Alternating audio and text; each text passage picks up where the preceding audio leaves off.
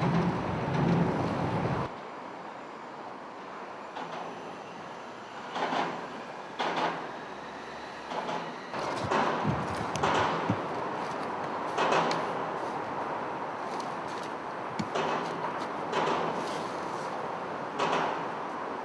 are you burying? That turtle.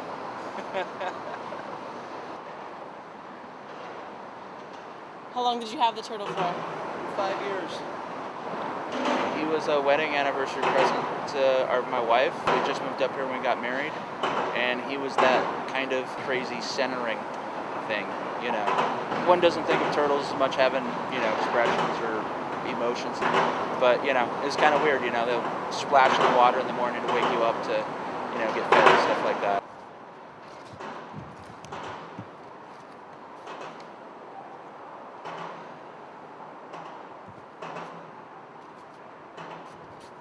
I've never seen a burial going on, but I have seen new signs, you know, poking up. I'm Marcus Combs. I'm a park ranger here on the Presidio of San Francisco. There's a lot of things you can go through the records and find out about buildings when they're built. Cemeteries, it's not a building, it's kind of a vague area. What we did have up behind us was the stables, originally built to be stables for the horses. After the Second World War, it became a veterinarian hospital. And of course, like all hospitals, not all patients survive. And so probably people's pets died and they started burying them out here.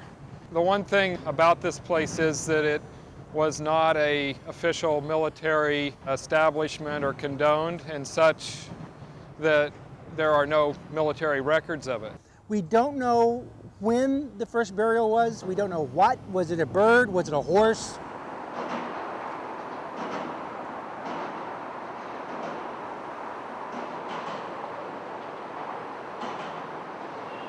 At the moment, no one officially is in charge of maintaining it. In the latter years, there was purportedly a Navy officer retired who took care of it for a while, and the Boy Scouts have been in here periodically, and I think at the moment it's just basically people come in and want to see it looking good, and they take care of their little area or pull weeds around it.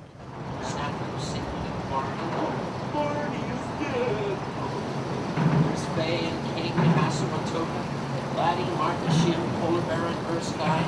Up ahead here on the right is Cutie, the kitty. And behind her are two Mexicans. One in the back reads, "Here lies." We do have a national cemetery here that has over about 20,000 people buried in it, but people ask more about this cemetery than the national cemetery on the Presidio. Because of what a pet is to a person. A pet is unconditional love. In fact, I've known a lot of people that say, you know, I have several children. They all have 4 legs.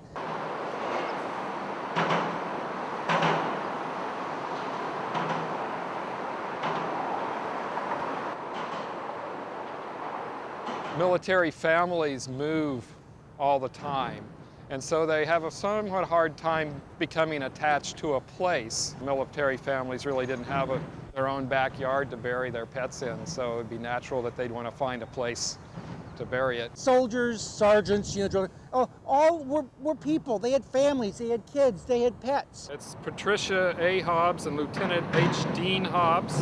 Photo taken at U.S. Army quarters on Washington Boulevard, Presidio, San Francisco, 1954, and their bird is Major.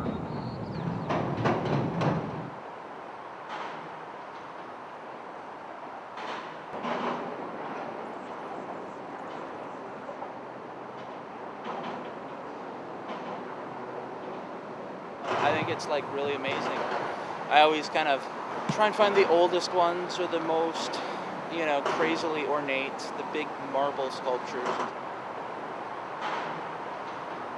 But, you know, all in all, I think it's kind of special or magical or something like that, that we can still have tributes to goldfish and hamsters and stuff that aren't considered like long-term pets, you know, that die relatively quickly. And, you know, but there's still that kind of emotion and that tribute. And you don't often see monuments to small things.